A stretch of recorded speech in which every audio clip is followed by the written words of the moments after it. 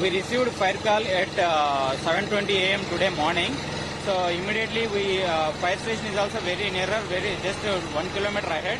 So immediately we rushed one Vijayawada fire station vehicle. After that, after scene of incident, then we mobilized 4 more vehicles.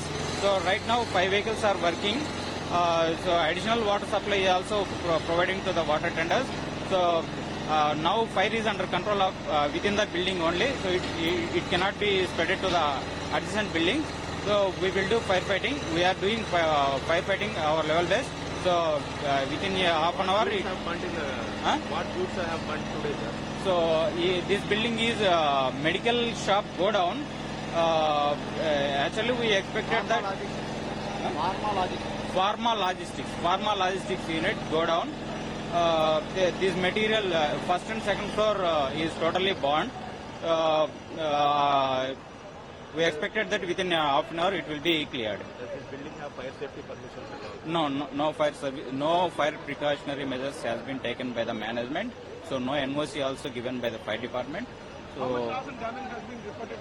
After completion of the fire accident, so we will ascertain how much loss, what is the cause of fire. All these things we will do it.